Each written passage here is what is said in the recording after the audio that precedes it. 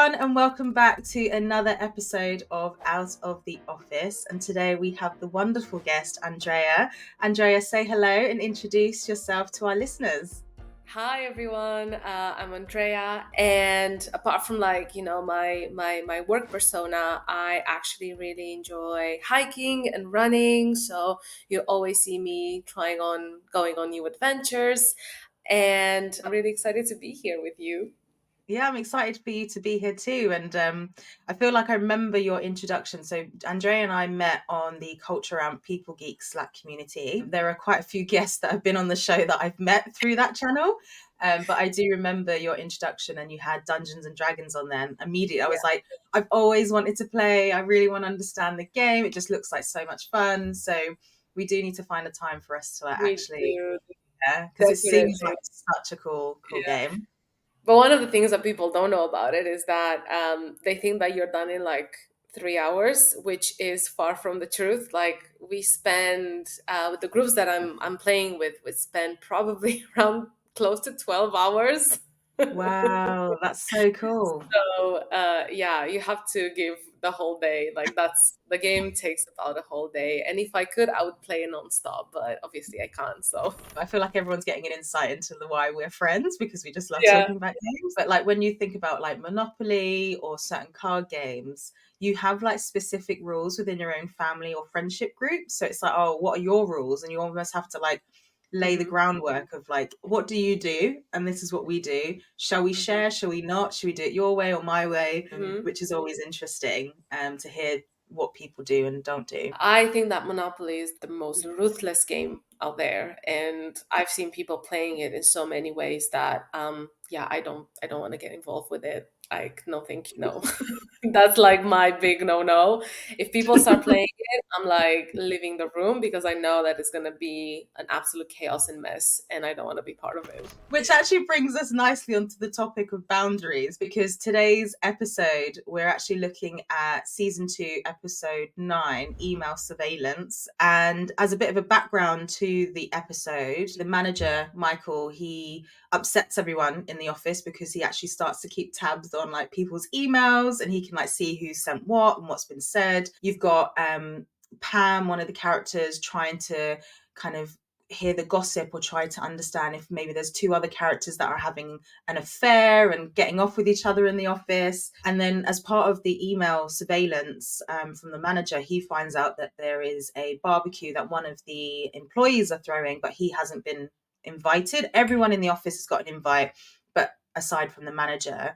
And he decides to turn up, which is pretty embarrassing, but very much in Michael Scott fashion. So we're going to watch a small clip from the episode before we dive in and talk about all things boundaries. So let's do it. Bring on Michael Scott.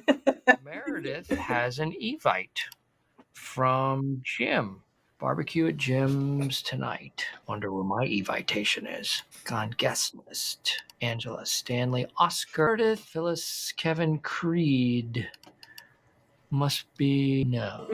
So there's a little sneak peek of what the episode includes, and I feel like you do feel a little bit sad for Michael because obviously he wants to be invited. He has this kind of persona throughout the entire series of just wanting to be good friends with the employees, with the staff of Dunder Mifflin.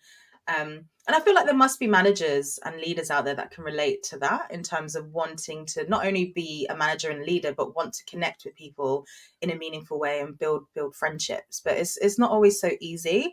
I think the Mm. problem with Michael Scott is he definitely blurs the bound. Well, he doesn't even blur it. He just completely oversteps and, breaks down any sort of boundary that people might have. Because Jim obviously didn't invite Michael, and then suddenly Michael turns up at his doorstep and it becomes really, really awkward. So, Andrea, take it away. Your first impressions. I mean, I know you know the show and you've watched this Yeah. episode before, but I I guess what was going through your mind? I I don't know. So firstly, I absolutely hated Michael at the beginning in the first kind of like first like 4 or 5 episodes in the season one. But then I started to see how he behaves, what is his mission, what he wants to do with Thunder Mifflins, and like what his leadership style. And I feel like he just like he doesn't know better, and I feel like he's a big baby in a suit. And he wants to connect with people, and he wants to be part of like he deeply cares about everyone that is working at the branch in Scranton. And he definitely has good intentions, but he doesn't really know how to like how to lead, and how to keep that distance between, like we are in an office space, but we don't necessarily want to have like a outside of work relationship, but he's trying to push that away. And I feel like this is the reason, because his branch is very small, and it kind of feels like a family, and he's always pushing this family agenda, which nowadays we all know that that is a massive red flag. Like your co-workers aren't your family, and we shouldn't be thinking about them like that, because that kind of imposes this parentalism, if I can call it like this, at work, which is a whole different thing that we can talk about, but another time. I think he's just having good intentions, but the fact that he's so sneaky about it, and like monitoring the emails that the employees are having, like just red flag after red flag after red flag, but all with good intentions in the Michael Scott way. I don't know, what do you think? Like, how would you feel if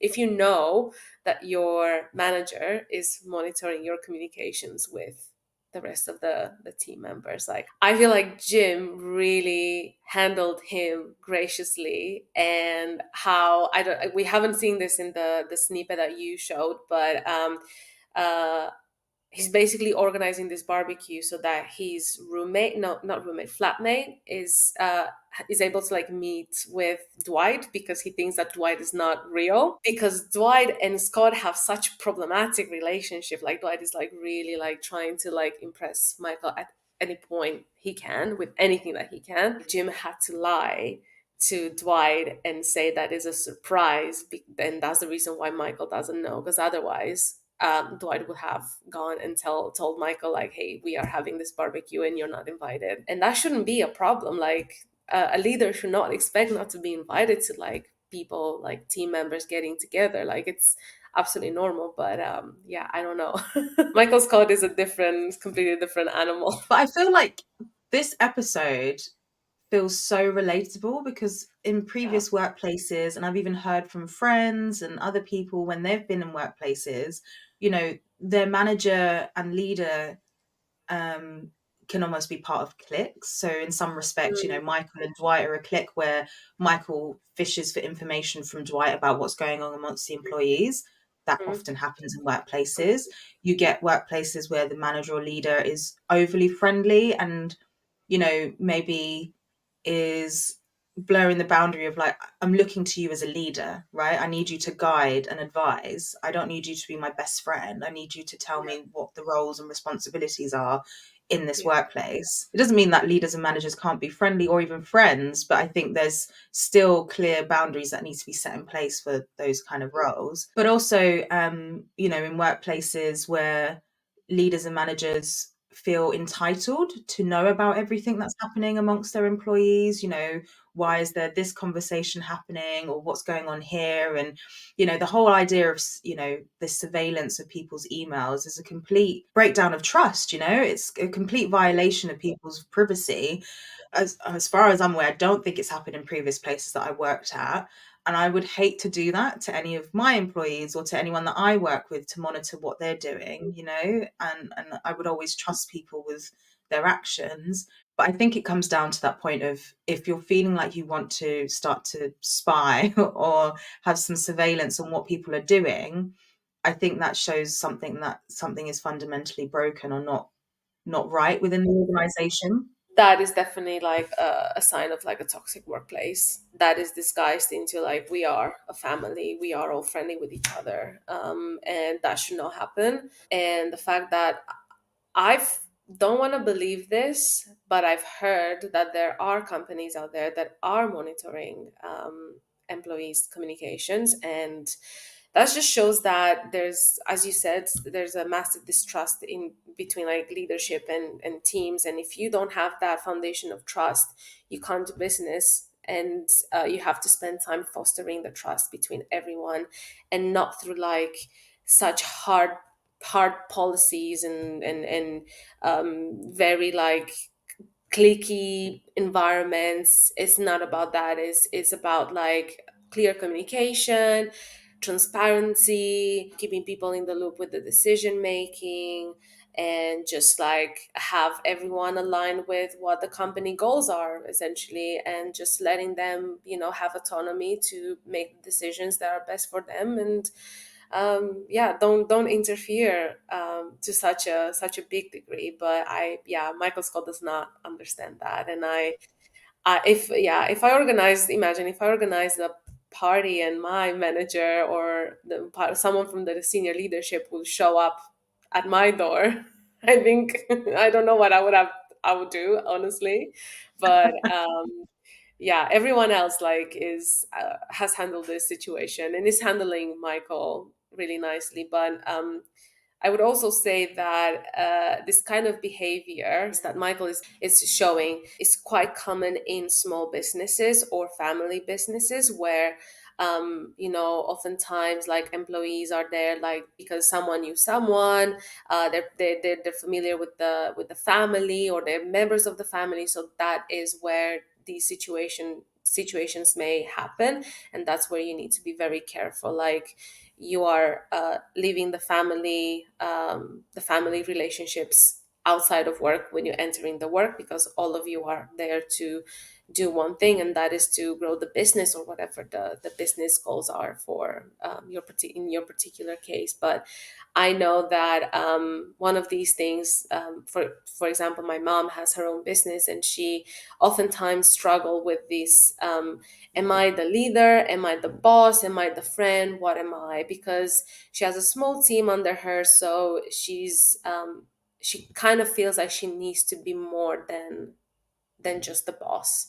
And just so you know, it's okay to just be the boss. You don't have to get involved in people's lives as much as you think you would, because you want to do good and you want to like sustain them. You can do that in other more sustainable ways.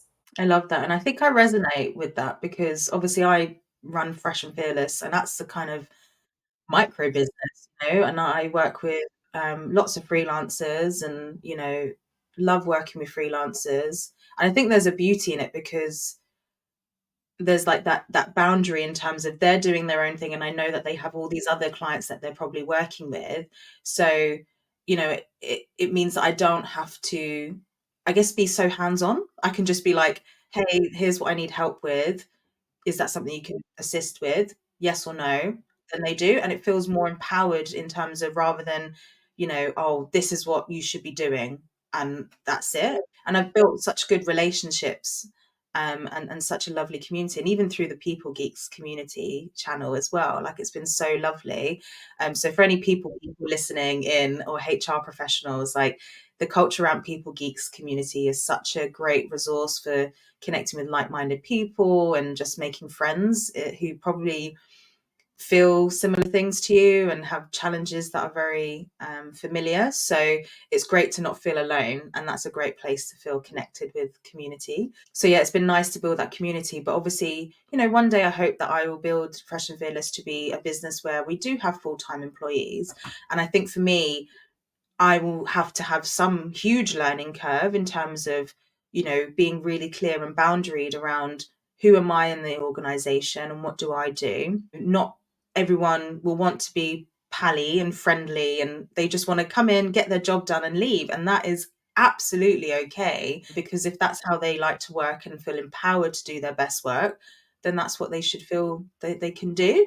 It's when you start to enforce that, oh, you have to come on these events, or you've got to come to happy hour, or we've got to have lunch to get, like, all of those things, because you've got introverts, you've got people that have sensory sensitivity, you've got all Exactly. different types of people in a business, and Yeah. ultimately we come to work and we want to do the things that fulfill us, and it's best if we can do that in the way that suits us, not because oh, the leader wants to, facilitate an organization that is a family, like you say, as a bit of a red flag. But I think there's so many organizations that maybe fall in that trap of, I want to be best friends or be a family, which is maybe not always the right approach. You have to think of, why do they want to do this? Like, what exactly are they trying to achieve by thinking this is the right way of, calling themselves a family, being super involved in the people's lives, and if the leader says this, everyone has to do that, without like promoting all sorts of like events and activities to increase the culture, but not really catering to the people that come from different backgrounds, or like have different preferences in terms of like the amount of commitment that they want to have outside of working hours. Because being, going to events and lunches and drinks outside of work, it is a commitment of your personal time, and potentially you don't want to do that. But yeah, why do leaders and business owners, or people that find themselves in a similar position with Michael in this clip, do this?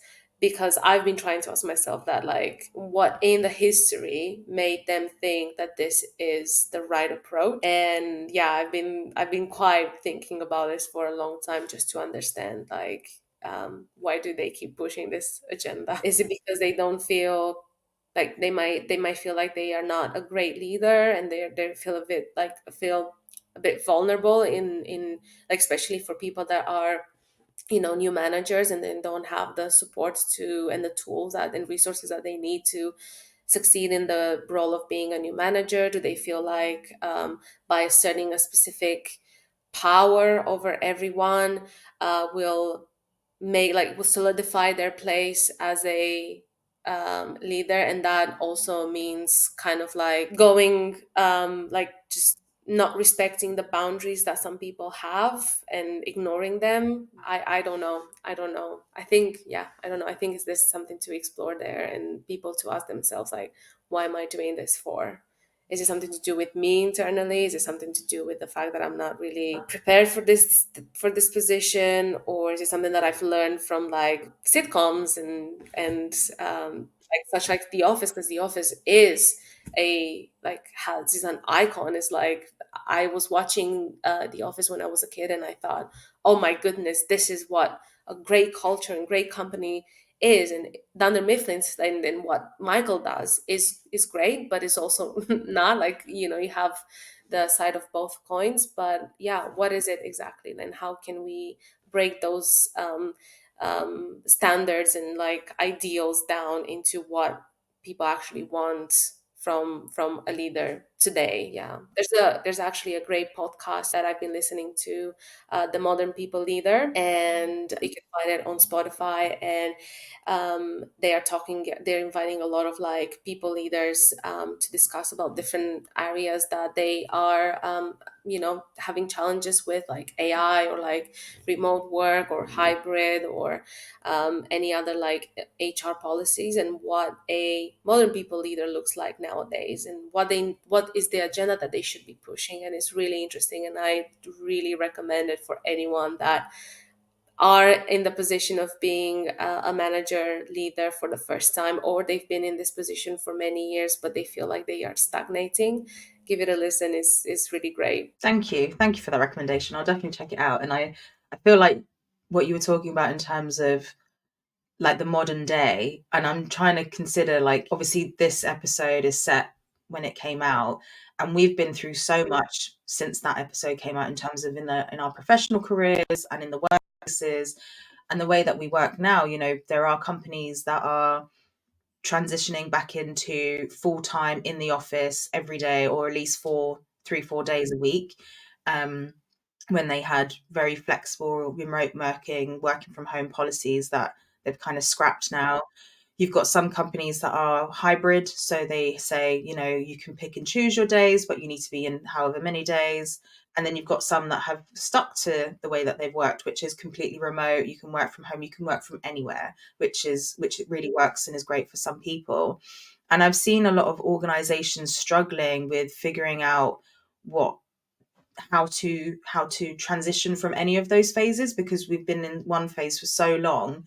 And I think people are definitely struggling with going back into the office. People have changed their lives. People have moved. If we're thinking about London, for example, people aren't living in proximity to tube lines as they were maybe before, because they were like, well, we've spent the last year working remotely. I can do the same work, if not more work, working from home, because I obviously don't have to commute and tire myself out with the trains and the traveling. But then they're having to do this even longer commute into the office now. And I think about places in the United States, and you have to drive everywhere in some of these states as well. And some of those commutes can be 2.5 hours just to get to the office because of traffic, like in LA.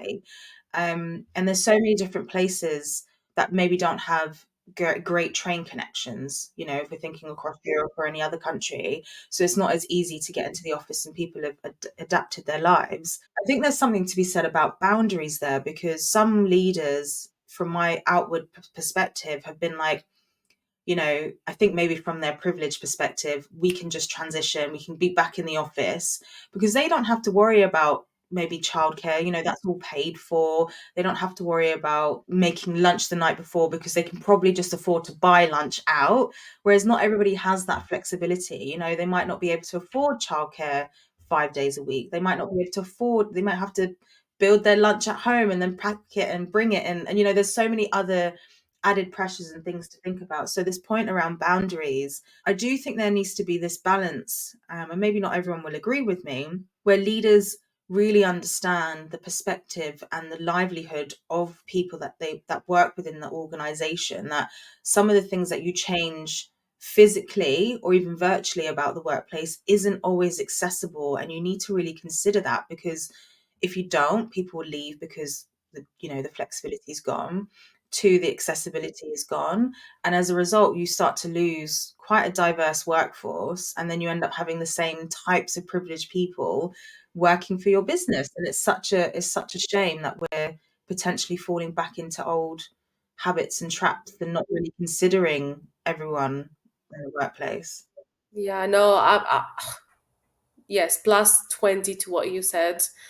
I do agree with you, and it just feels like the way things are moving nowadays, post pandemic, um, people don't have trust in their teams at all, because obviously there's been moments when we were working fully flexibly and fully remotely, that people did not do their jobs correctly, and that is fine. But that is not the scapegoat. Here isn't flexible working, is the processes that you have in place as a company. The fact that so nuanced, like, is the fact that, do the leaders have the resources that they need to manage their people correctly? Are we allocating the budgets correctly? Are we taking into consideration what are our, like, what the engagement surveys are saying and the feedback that we are receiving from the people?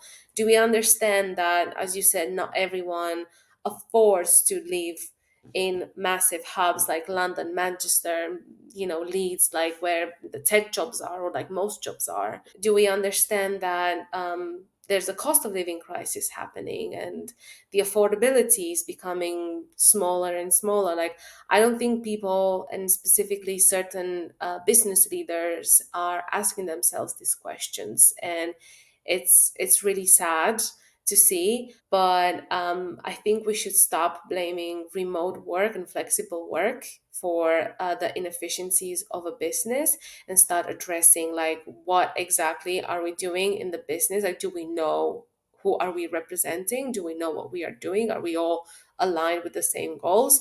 If not, we have to do the work. And obviously it's easier for smaller companies or up and coming companies to implement the flexible working principle, remote work, hybrid, and offer more like autonomy, because they're new and because they haven't had the history behind that these massive giant companies had. And it's really hard to transition a big company from like how they've been operating for the last, God knows, even like 80 years, like fully like hands-on in the office, to flexible or hybrid or more autonomy. But if you can't do that, then find ways to support your staff in other ways, like good perks, good benefits, things that make sense to your workforce, and supporting them in their life decisions, because we're more than just workers. We're more than just our jobs. We are fully formed individuals that have a life outside of work that sometimes bleeds into work. Like, it's not like you're different people. You are an individual that does multiple things, and they all correlate with each other, and people need to think more of that, like, not just yeah, I am my work, I am my job, I am my role. I'm a leader, I'm an individual contributor, I am a junior, whatever.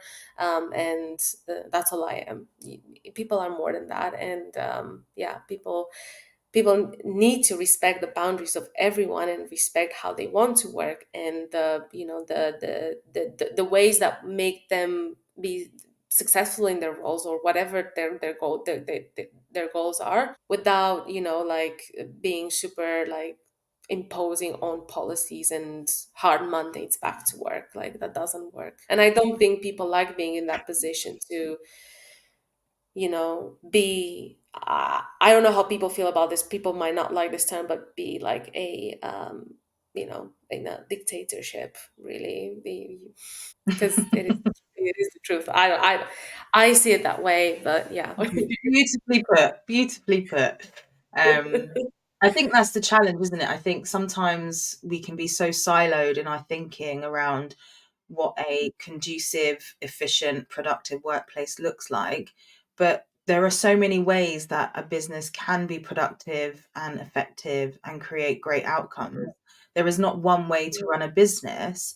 And I think that's the challenge. We see one company maybe succeeding, and we might see what's happening on the surface. We might see that, they have this hybrid working model. They've got people in the office 3 days a week, but we might not see the intricacies of what's happening internally, of like, actually we do this on a case by case basis, because not everybody can do the hybrid. Some people need to work remotely, some people need to work flexibly, some people need to work late in the evenings. And actually, I think that balance needs to be addressed, and those boundaries need to be looked at, because, as you say, it's not like you switch off from your life and you turn up at work and then that's it. You're in your work mode and your work mask is on, and then you can like switch it off and go back to your normal life afterwards. Everything bleeds into each other. If you have a really awful day with your manager, you will go home and feel really crap the rest of the evening, probably, because you've had a really horrible conversation with them. It's absolutely human to have that experience.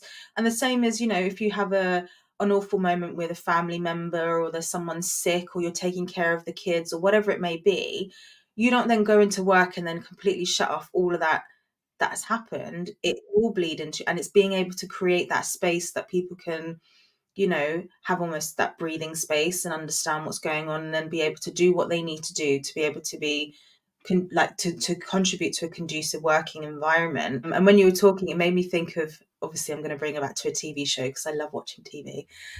I don't know if that says good or bad things about me, but there's a show called Severance, and it's on Apple TV, and it's a great show because basically there is a switch you can put on in your brain where when you walk into the office, you forget everything that happens in your personal life and you're just there in work. But then the flip is true. As soon as you leave the workplace, your brain switches off what's happened at work, and then you're back into your personal life. So your personal life and your work life have no understanding of each other, but you can just see this confusion and miscommunication and lack of understanding of what's actually going on in both worlds, and not really understanding. And so, you know, people are like, in an ideal world, you would be able to cut it off. But actually, that seems like a really horrible place to be, because you spend the majority of your life at work. I want it to be somewhere where I enjoy it. It brings me joy. It brings me fulfillment. It gives me a sense of purpose. And even everything you said at the beginning of the podcast, you want your leaders to share information with you. So it feels like it's a collective journey. There's shared ambitions, shared goals, there's transparency of where the business is going. So you feel like you're there with them, because otherwise, what's the point?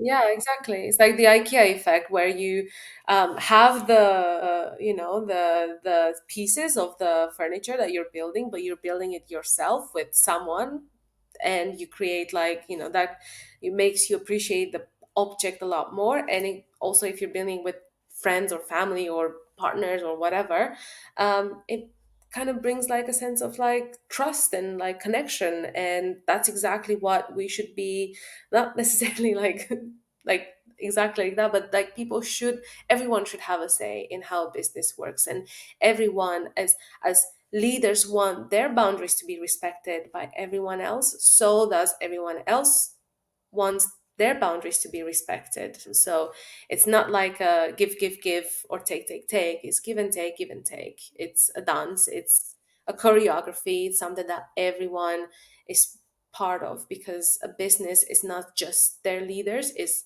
everyone else that is putting the hard work, everyone else that has to travel hours, everyone else that has to like, have someone to take care of their children, everyone that is not able to, travel all the way to work, but they're doing so because they have to. Like, it's everyone. Like, the success of a business is because of everyone, and not just the faces or the leaders. Like, yes, their leadership style dictates the success as well, but it's how they empower the teams to follow them. So if you are feeling like you have to resort to um, not respecting boundaries, doing what Michael is doing, like monitoring your team, looking at the private conversations that they're having, showing up uninvited, or like trying to bond with them from like a very superior position, that's not going to work. And nobody wants that. Like, be transparent, be honest, understand your own vulnerabilities, but also the team's vulnerabilities. Work together, and just always listen and communicate. Like, it's like any other relationship that you have in your life. Like, eh, even if it's just work. Love that. Absolutely love it. We are coming to the end of the episode, which I'm like, I hate it when it happens. Like, why? Why does this happen so quickly? But is there anything else you want to mention or advise or share with our listeners about workplace boundaries, or even something about the episode specifically that we haven't touched on? Boundaries are everything in a relationship, whether it's like personal or professional, and take time in understanding everyone else's point of view, understanding where they come from, and don't assume that just because you can do it, everyone else can. Just be empathic as much as you can with everyone, and it's okay to be vulnerable, it's okay to make mistakes. You just have to, keep learning and being a good person and do your part in the world. And that is by respecting other people's boundaries and asking them what do they need, how they like to be communicated with, how they like to be supported, like all those things that make you a great leader, not exercising what Michael Scott is doing in this particular scene, monitoring them and not trusting them. Like, when you trust people, beautiful things can happen. And everyone knows that, because they are trusting people in their personal lives. And why wouldn't they trust people in their professional lives too? Like, it's literally virtually the same, but in different contexts. 100%.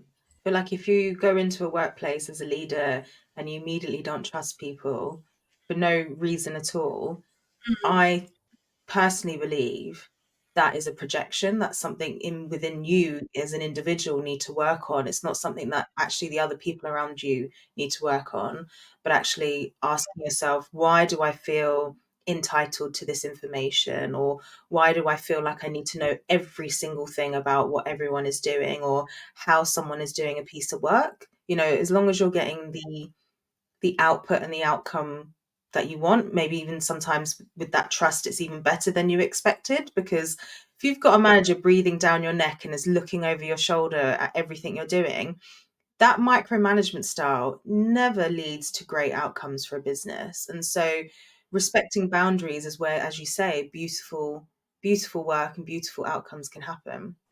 Yeah, absolutely. But yeah, nowadays I feel like everyone is so pressured, especially managers, to deliver and deliver as much as they can, and they don't have the resources that they need to do so. So it's really important to also acknowledge their position and their needs, because an employee's journey and satisfaction is 60% the job of is influenced by the manager that they have, and we have to make sure that they are empowered to lead their teams correctly. And unfortunately, it's really hard at the moment for everyone, because it's such a strange market, such a strange time, and nobody understands what's going on, and it's a chaos and things change. But we have to listen, be empathic, and understand each other, and ask what everyone else needs from us to be able to do their best work or be their best selves. Absolutely. I love that final point that you said about we need to ask people, because a lot of the times we may not even know what people's boundaries are, because we don't actually ask. We don't actually inquire, what do you like? What do you prefer in the workplace in terms of how I communicate with you? Maybe someone doesn't like 7,000 messages on instant messenger. They are like a bullet point list of everything in an email, but somebody else might like, instant message and not email. Someone else might like voice notes or video calls, or voice calls. And so not everyone is the same. And some people might not mind being contacted out of hours, because maybe they don't mind that so much. They can switch off and it's easy for them. But for some others, it might be really hard for them to switch off, and so they're really boundaried with their time. So as managers, I think it's, as you say, not assuming, but also maybe asking questions and having that open conversation. And as a leader, being vulnerable and saying, this is what I struggle with, and here are some of my boundaries, because that may be a way to invite other people to share theirs too. Because stating your boundaries is really hard sometimes, because you worry about people's reactions and how they'll respond to it. Because you always worry, like, if I state my boundary, people might take it personally that I don't like them, or there's different emotional reactions to it. But But that's also your responsibility, like with yourself, to know what your boundaries are and communicate them, because you can't assume. You can't assume. Like, if something works for you or someone else or a company, that doesn't mean that it will work in your position. Yeah, just be clear and communicate. It's fine. It's okay. But it's your job to yourself, like your commitment to yourself as well. So you're helping yourself by letting others know what do you need from them. Yeah. if I had in my previous roles, if I was working in an organization that you worked in, I think I would have had such a different experience. I feel like your approach and mindset is so wonderful that I feel like it's lacking in a lot of organizations. And I feel like, your skill set But is very much needed in a lot of places.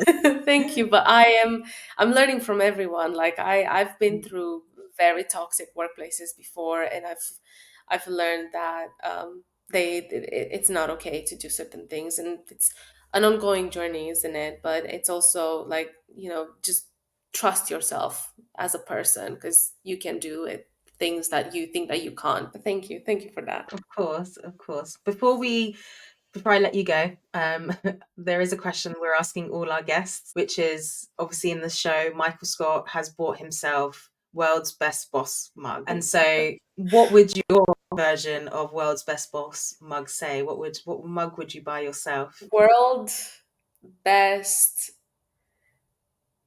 number one fan, like people's number one fan. Oh, I love I that. Yeah. I basically I see potential even if people don't see that potential in themselves, and I really enjoy helping others see who they truly are, and like just acknowledge that they can do the things that, as I said, that they can do the things that they don't think that they can, and believing in themselves. So I'll be your number one fan. If you want me to be, I will be your number one fan. And I really like to support people that way, because a lot of us I are love just, like questioning ourselves constantly. So stop the questioning, just do, and know that I believe in you. that. That rhymed as well. For any of our listeners that are renowned for self-sabotaging, I think maybe get in touch with Andreea to be your number one fan. So you don't, so you have to follow through with your goals and ambitions, because Andrea is going to be there, like cheering you on, like hyping you up. I'll be there whenever you need me. Oh, this has been such a wonderful, great chat as always. I just love catching up with you, to be honest, and that's what it's felt like for this Same. episode. And I'm sure our listeners have obviously enjoyed this as well, and would probably want to know how to get in touch with you or find out more about what you do. So, yeah, where can people find you? I'm on LinkedIn. I've been trying to be more active on LinkedIn. At the moment, I'm taking a break because I just feel like the social media fatigue, or because it's summer. I don't know. And it's a weird time with a lot of going on outside and the whole context in the world. And I feel like whatever I'm saying is not really important right now. Like we have other things to put our energies into. But you can find me on LinkedIn, and I would love to connect with everyone. And I'm always up to like sharing stories and like as I being your number one fan if you want me to, and talking about games and meeting up in London if anyone is in London. So yeah, I'm always open to new connections, and that's how I met you, Sarah, and I'm really grateful for it because you Yeah. are such a great friend and such Oh. a good person in my life. So thank you. Oh, I know my cheeks are hurting. I'm just like really, yeah, smiling loads. Honestly, I'm so grateful to have met you, and I feel like, yeah, if any of our listeners want to build like a really lovely community of friends in London, then definitely get in touch with Andrea. And obviously, if you need a Dungeon and Dragons master, then Andrea is the person to reach out to. So put professional aside. If you want to have some Yeah. fun, then this is the person to get to We need know. to do our game. We need to do We our do. game. We will schedule that in. But thanks again for joining and being part of this episode. And thank you to all our listeners for tuning in. Hope you enjoyed it. And we will certainly see you in the next episode. Take care, everyone.